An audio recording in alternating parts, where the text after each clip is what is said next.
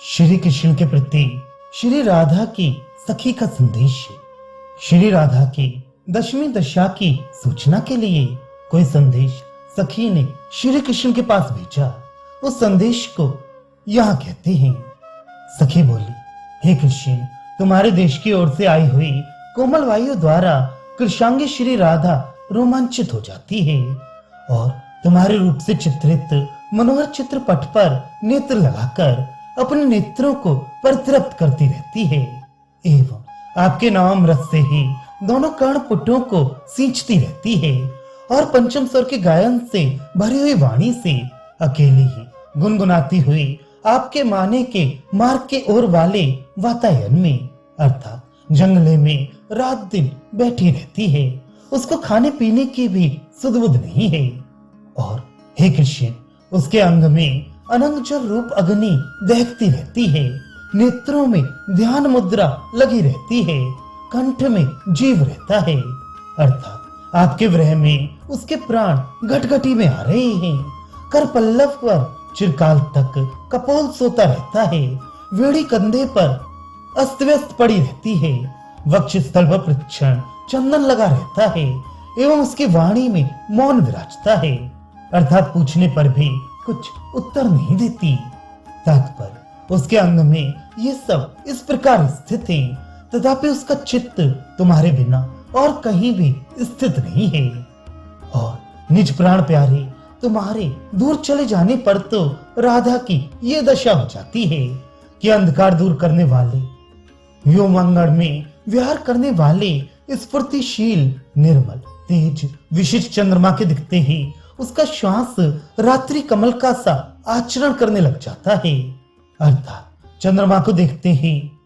कुमुद जैसे खिल उठते हैं, उसी प्रकार आपके विरह में राधा के श्वासों का वेग बढ़ जाता है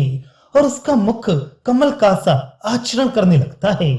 अर्थात चंद्र के देखते ही कमल जैसे संकुचित हो जाता है, उसी प्रकार राधा का मुख कमल भी सिकुड़ जाता है और मनमथ अर्थात आवश्यक उसका प्रेम क्षीर समुद्र का सा व्यवहार करने लग जाता है अर्थात चंद्रमा को देखकर क्षीर समुद्र में जैसे बाढ़ आ जाती है,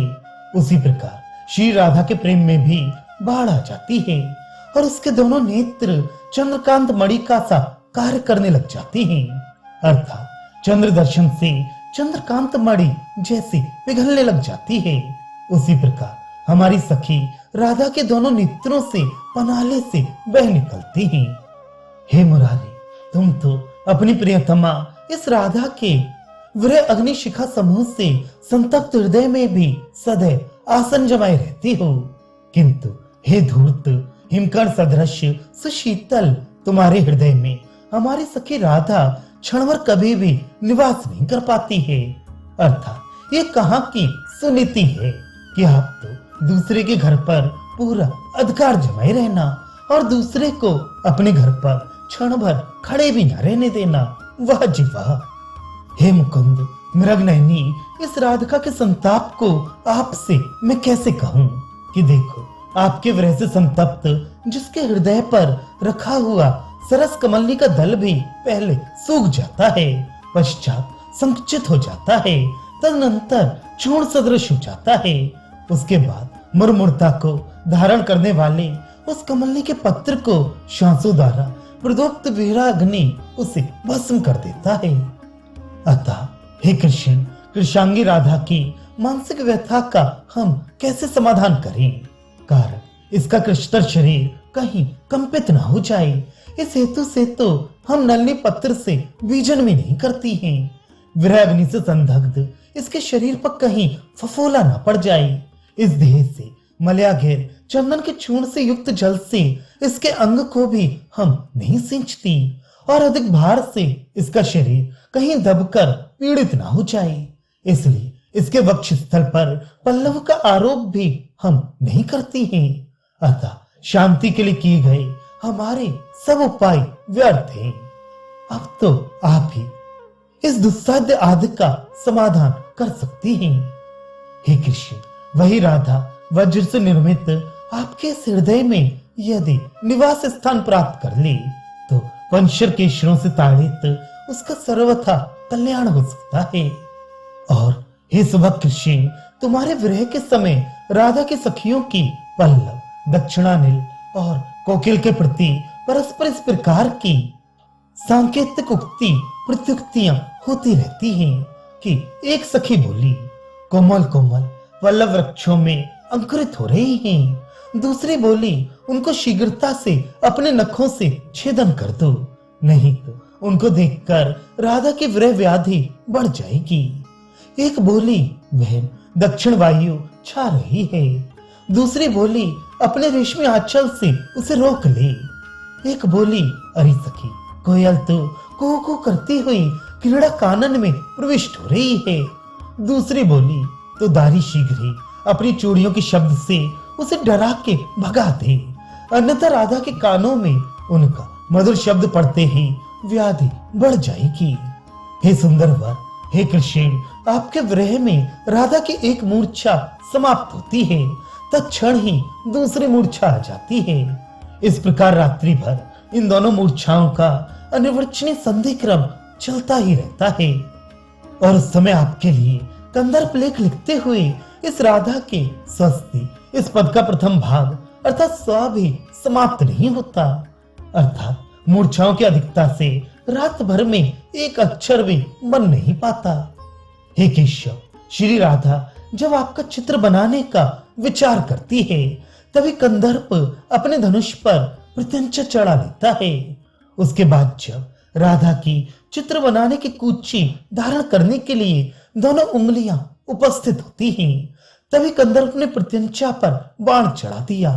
और आपके चित्र बनाने का कर्म आरंभ करते ही कंदर्प के धनुष के द्वारा छोड़े गए अस्त्रों से अतिशय विदीर्ण होकर शीघ्र ही भीत का सहारा लेकर वह तुम्हारी प्यारी राधा ही चिरकाल तक चित्र लिखी सी बैठी रहती है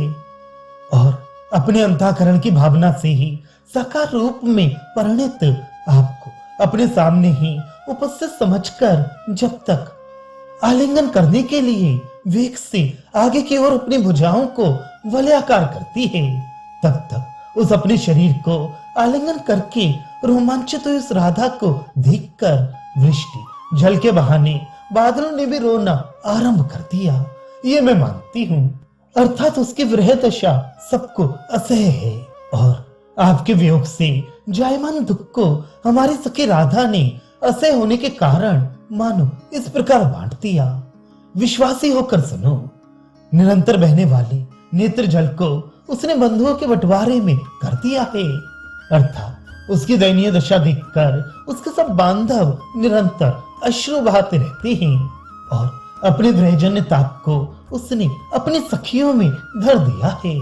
अर्थात सारी सखियां भी उसके ताप से संतप्त हैं।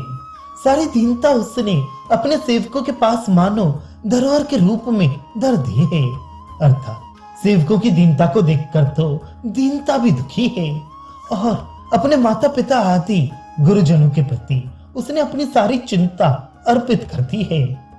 अर्थात ये जीवित रहेगी भी कि नहीं, इसी चिंता में इसके सारे गुरुजन प्रतिक्षण चिंतित रहते हैं।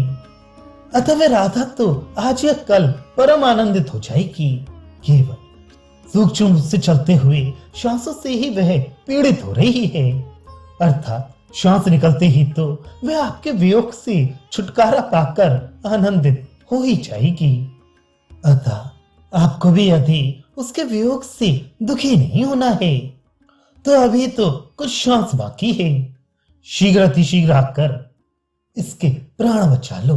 तुम दोनों ही सुखी हो जाओ। श्री राधिका जी की मूर्छा जब कुछ शांत हुई तब वो बोली, अरे सखी, क्या बड़बड़ा रही है? ये सुन, जो अपने मुख माधुर्य रूप संपत्ति द्वारा हठ पूर्वक दूसरों के हृदय को ग्रहण कर लेता है, अर्थात चुरा लेता है, ऐसे परम पुरुष श्री कृष्ण में मित्रता का संबंध करने की इच्छा वाले जन के शरीर की क्या आशा है।